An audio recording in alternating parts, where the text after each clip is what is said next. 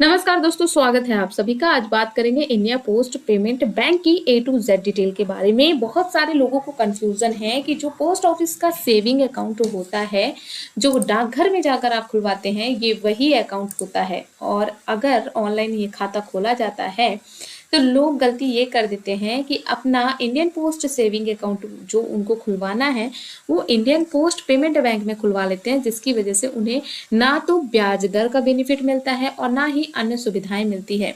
ये बात बिल्कुल सही है कि लोगों की मेंटेलिटी ये है कि भाई जो पोस्ट ऑफिस है गवर्नमेंट ऑथराइज्ड होते हैं, सो वहाँ पे रिस्क नहीं होता है, पैसे डूबने का कोई चांस नहीं होता है और ना ही कोई फ्रॉड होता है। क्योंकि आपने मैक्सिमम बैंकों में सुना होगा कि आज इस बैंक में प्रॉब्लम हुई, आज उस बैंक में प्रॉब्लम हुई, लेकिन आपने पोस्ट ऑफिस में प्रॉब्लम नहीं सुनी होगी। इसीलिए लोग सोचते हैं कि पोस्ट ऑफिस में उनका पैसा सेव होगा। तो जी हाँ दोस्तों, इस बात में पूरी सिमिलरिटी है। इंडियन पोस्ट पेमेंट बैंक हो या फिर भारतीय डाकघर का सेविंग अकाउंट हो, दोनों ही गवर्नमेंट अथॉराइज्ड हैं, दोनों में आपके पैसे सेव होते हैं। लेकिन दोनों में बहुत बड़ी भिन्नता है जो कि इस वीडियो में मैं आपको बताऊंगी।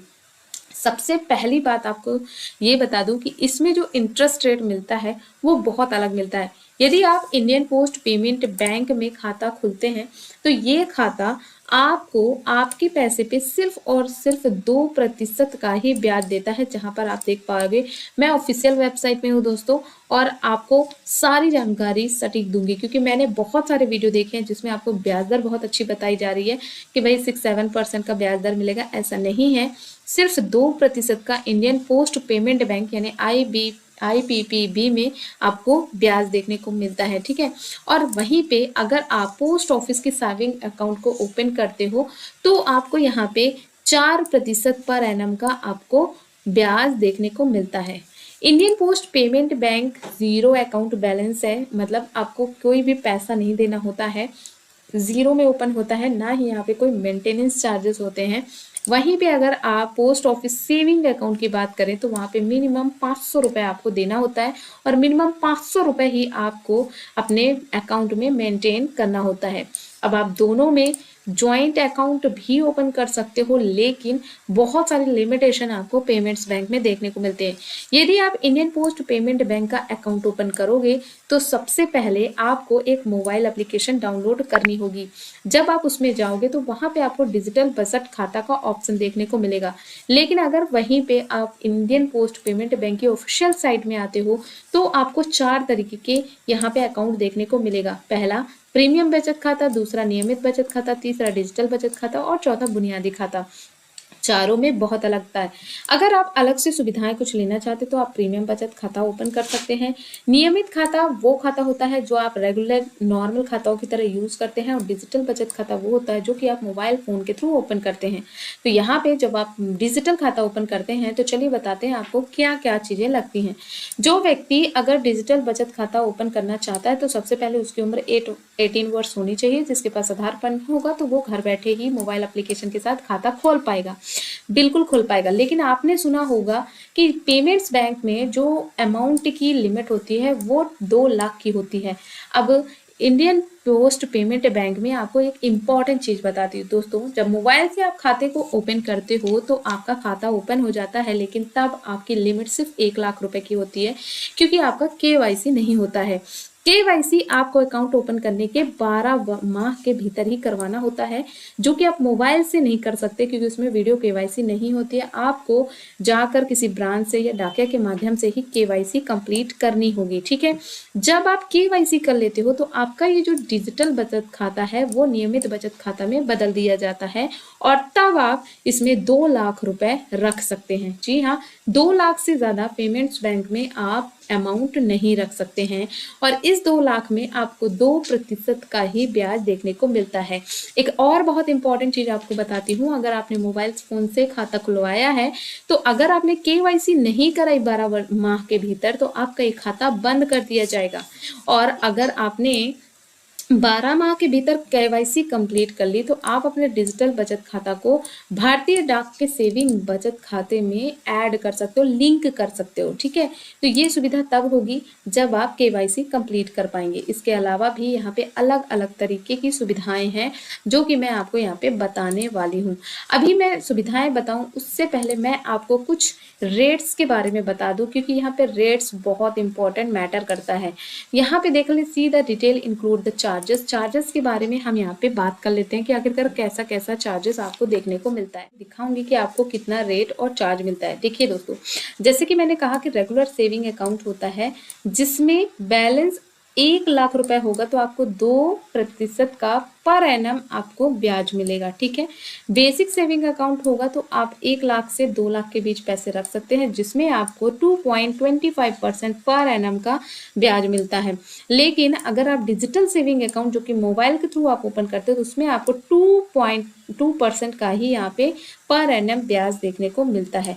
अब बात करते हैं यहाँ पे अलग चार्जेस की। मैंने डिजिटल सेविंग अकाउंट के चार्जेस सेक्शन पे क्लिक किया और यहाँ पे देख सकते हो सर्विस चार्जेस फीस और डिजिटल सेविंग अकाउंट। मोबाइल के द्वारा जो भी सेविंग अकाउंट खोला जाता है दोस्तों वो डिजिटल सेविंग अकाउंट होता है जिसमें आपको डिफरेंट टाइप के चार्जेस देखने को मिलते हैं। इसमें कितना चार्ज क्या रेट मिलता है वो भी आपको देखने को मिलेगा। जैसे यहाँ पे एलिजिबिलिटी मैंने आपको बता दिया, 18 वर्ष से ऊपर अगर कोई व्यक्ति है तो ये खाता खुलवा सकता है विथ केवाईसी। मिनिमम डिपॉजिट इसमें कुछ भी नहीं करना होता है, ये नील होता है। मिनिमम अकाउंट बैलेंस भी नील होता है, मतलब ये जीरो बैलेंस अकाउंट होता है। ठीक है, अब यहाँ पे maximum end of the day balance, मतलब एक दिन में आप कितना बैलेंस रख सकते हो, आप 1 लाख रुपए तक आप रख सकते हो। नॉमिनी की फैसिलिटी यहाँ पे अवेलेबल होती है। ठीक है, यहाँ पे लिखा है लिंक्ड ऑफ पीओएसए अकाउंट नो लिखा है, बट दोस्तों जब आप इसकी केवाईसी करवा लेते हो तब आप इसे अपने पीओएसए मतलब पोस्ट ऑफिस के सेविंग अकाउंट से आप इसे लिंक कर सकते हो। ओके, मंथली एवरेज जो बैलेंस है वो कुछ भी रखने की जरूरत नहीं है, कोई भी मेंटेनेंस चार्जेस यहाँ पे नहीं है। एनुअल इंटरेस्ट रेट आपको 2% का ही मिलता है पर एनम। ओके, अब यहाँ पे जो इंटरेस्ट रेट है वो क्वार्टरली यहाँ पे इंक्लूडेड किया जाता है। एक चीज और आपको यहाँ पे मैं बता दूं कि अगर आप एसएमएस फैसिलिटीज को चाहते हैं तो लिखा हुआ actual uses of SMS alert quarterly INR 0.25 plus GST, मतलब हर 3 महीने में आपका 0.25 प्लस जीएसटी आपका यहाँ पे कटेगा। अकाउंट स्टेटमेंट आप फ्री में निकलवा सकते हो, आप ई स्टेटमेंट निकलवा सकते हो। आपको एक क्यूआर भी मिलता है जिसके थ्रू आप ऑनलाइन पेमेंट कर सकते हो। इसके साथ साथ अकाउंट क्लोजर चार्जेस यहाँ पे 150 रुपये होता है। अकाउंट सर्टिफिकेट पर इंस्टेंट यहाँ पे 50 रुपये होता है। Card kit return due to wrong address, मान लो कोई रॉन्ग एड्रेस पे कार्ड वगैरह किट वगैरह चला गया, उसके लिए आपको 50 रुपये देने होते हैं। बिल पेमेंट और री रिचार्ज, मतलब यहाँ पे आपको पता है कि डिफरेंट टाइप के आप बिल्स पेमेंट्स कर सकते हो, जैसे डिजिटल रिचार्ज कर सकते हो आप, डीडीएच हो, मोबाइल रिचार्ज हो, यूटिलिटी बिल हो, ऐसे डिफरेंट टाइप के बिल्स को आप यहाँ पे रिचार्ज कर सकते हो जो कि बिल्कुल फ्री ऑफ कॉस्ट आप कर सकते हो। कैश डिपॉजिट चार्ज आप यहाँ पे कैश डिपॉजिट में बिल्कुल फ्री ऑफ डिपॉजिट कर सकते हो। कैश विड्रॉ चार्ज में भी आपको पैसा नहीं लगता है। अब यहाँ पे आपको पता है कि वर्चुअल कार्ड दिया जाता है। ठीक है, वर्चुअल कार्ड इशू जब करते हैं तो आपसे 25 रुपये लेते हैं ये। ठीक है, उसके बाद मान लीजिए आपका वर्चुअल कार्ड रीइशू आपको करवाना है तो भी आपको 25 रुपये देना होता है। वर्चुअल डेबिट कार्ड का जो एनुअल मेंटेनेंस चार्जेस है वो भी 25 रुपये होता है। ठीक है, तो आपको ध्यान रखना है इस बात को कि ये कुछ ऐसे चार्जेस होते हैं जो कि इंडियन पोस्ट पेमेंट बैंक में आपको देने होते हैं। बाकी सुविधाओं के बारे में तो मैंने आपको यहाँ पे बता ही दिया है कि यदि आप यहाँ पे सुविधा लेना चाहते हैं तो आप यहाँ पे प्रीमियम अकाउंट भी खुलवा सकते हैं। अब कुछ इंपॉर्टेंट चीज़ है, जैसे आपका आधार पैन कार्ड मैंडेटरी है डिजिटल सेविंग अकाउंट के लिए। To avail description banking service kindly upgrade digital saving to regular. अब यहाँ पे आपको 1 साल के मतलब 12 महीने के भीतर केवाईसी कराना इंपॉर्टेंट है, तभी आपका आईबीपी जो अकाउंट है वो रेगुलर अकाउंट में चेंज कर दिया जाएगा। Please complete your full KYC with in 1 year. 1 साल के भीतर फुल केवाईसी करना होगा, अदरवाइज आपका जो अकाउंट है वो बंद कर दिया जाएगा। If customer update her valid email ID on request physical statement. अब आपको मान लीजिए फिजिकल स्टेटमेंट की जरूरत है तो आपको यहाँ पे 50 रुपये देना होगा। यदि आप 1 साल का फिजिकल स्टेटमेंट निकलवाते हो, मतलब आप चाहते हो कि आपके घर पे आ जाए, पोस्ट कर दिया जाए, तो उसके लिए आपको 50 रुपये देना होता है, उसमें जीएसटी इंक्लूड होता है। और यदि आप 1 साल से ज़्यादा का फिजिकल स्टेटमेंट निकलवाते हैं तो आप यहाँ पे 100 रुपये देकर फिजिकल स्टेटमेंट ले सकते हैं। ध्यान रखिएगा, ई स्टेटमेंट जो होगा वो फ्री रहेगा, ठीक है, आप मंथली का निकलवा सकते हो उसमें। उसके ऊपर यहाँ पे लिखा हुआ the above charges are subject to change. IBB reserves to right change the above charges per this description। तो मतलब ये चार्जेस चेंज होते रहते हैं, ठीक है। All charges are inclusive GST, virtual debit card reissue, मतलब ये बता रहा है कि सब में टैक्सेस वगैरह लगेगा। अब लिखा हुआ है cumulative monthly transaction limit, monthly आप ट्रांजेक्शन कितना कर सकते हो, 10,000, ठीक है। लिमिट इतनी है दोस्त, लिमिट इतनी है इस पेमेंट बैंक में। अब इसकी मैं और भी सर्विसेज के बारे में आपको बताना चाहूँगी दोस्तों। एक बात आपने देखी होगी कि इस समय जब आप ये बैंकिंग सेक्टर में आते हो और यहाँ पे आप इनकी सर्विसेज के बारे में देखते हो, तो आपको देखने को मिलता है कि यहाँ पे आपको लोन की सर्विसेज भी मिलती हैं। अब यहाँ पे सर्विसेज की बात करूँ तो यहाँ पे आपको बहुत सारी सर्विसेज देखने को मिल जाती हैं, जैसे मोबाइल बैंकिंग की सर्विस मिल जाती है, एसएमएस बैंकिंग की, मिस कॉल बैंकिंग की सर्विस मिल जाती है, फ़ोन बैंकिंग की भी सर्विस मिल जाती है, IBP एंड POS लिंक की भी सर्विस मिल जाती है, और भी कई सारी सर्विसेज यहाँ पे देखने को मिलती है। नीचे की ओर आएंगे तो यहाँ पे आप और भी चीज़ें देख सकते हो, जैसे अगर आप इस पेमेंट बैंक को ओपन करवाते हो तो बिल पेमेंट करवा सकते हो, डायरेक्ट ट्रांसफ़र भी करवा सकते हो, आपको फ्री QR और फ्री वर्चुअल कार्ड भी मिलता है।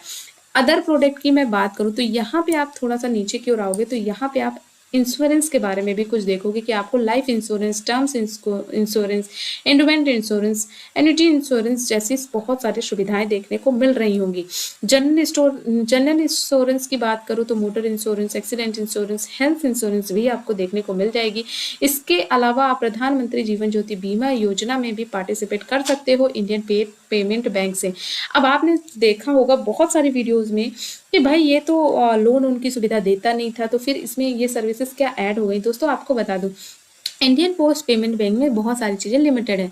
जैसे अगर आप एक नॉर्मल सेविंग अकाउंट ओपन करवाते हो पोस्ट ऑफिस में, तो आपको यहाँ पे FD की सुविधा मिल जाती है, RD की सुविधा मिल जाती है, आपको लोन की सुविधा मिल जाती है, आप बहुत सारे स्कीम्स की भी सुविधा ले सकते हो, और भी यहाँ पे बहुत सारी चीज़ें आपको देखने को मिल जाती हैं। आपका यहाँ पे लिमिट नहीं है कि आप सिर्फ 2 लाख रुपए रख सकते हो, आप रख सकते हो, आपको लॉकर की भी सुविधा मिल जाती है। बट अगर आप IPPB में अकाउंट ओपन करते हो तो ये सारी सुविधाएं आपको नहीं मिलती हैं। यहाँ पे जो आपको लोन की सर्विसेज देखने को मिल रही ना दोस्तों, एक्चुअली में ये कई सारे बैंकों से अब टाई अप हो चुका है। जैसे मैं आपको यहाँ पे दिखाना चाहूंगी, होम लोन पे जब मैंने क्लिक किया तो जैसे ही मैं इस पे क्लिक करूंगी तो यहाँ पे होम लोन की सारी डिटेल नीचे आपको देखने को मिल जाएंगी। अब यहाँ पे देख सकते हो auto loan, business loan, housing loan, personal loan और गोल्ड लोन भी अब ये सुविधा देता है। लेकिन ये सुविधा किस तरीके से देता है, देख सकते हो आप दोस्तों कि ये पर्सनली बैंक के थ्रू नहीं देता है, बल्कि जिन बैंकों से इसने टाई अप कर रखा है उसके थ्रू आपको ये लोन दिलाएगा। जैसे इनका जो लैंडिंग पार्टनर है वो है आधार हाउसिंग फाइनेंस, ठीक है। होम लोन में 12% से ज़्यादा आपको मिलता है, और यहाँ पे आपको बता दूं ये आधार हाउसिंग के थ्रू आपको लोन प्रोवाइड करेंगे। इसके साथ साथ एक्सिस बैंक से भी इन्होंने टाई अप रखा है, आप यहाँ पे देख सकते हो HDFC बैंक से भी इन्होंने टाई अप रखा है, और होम फर्स्ट फाइनेंस बैंक से भी इन्होंने टाई अप कर रखा है। तो आपको personally Indian post payment bank के थ्रू लोन नहीं मिलेगा, बल्कि इन्होंने जिस बैंक से टाई अप कर रखा है उनके थ्रू आपको यहाँ पे लोन प्रोवाइड ये कर सकते हैं, ठीक है। इसी तरीके से अगर आप कोई व्हीकल लोन लेना चाहते हैं तो आप जाओगे अपने ही बैंक में, लेकिन ये इशू कौन करेगा, Axis bank, Mahindra finance bank, जिन जिन बैंकों से इसने टाई अप कर रखा है वो आपको यहाँ पे इशू करेंगे। आपको यहाँ पे सारी चीजें अपने इंडियन पोस्ट पेमेंट बैंक में ही देनी है, लेकिन वो पर्सनली नहीं देकर जिससे उन्होंने टाई अप किया है वो आपको लोन्स प्रोवाइड करेंगे।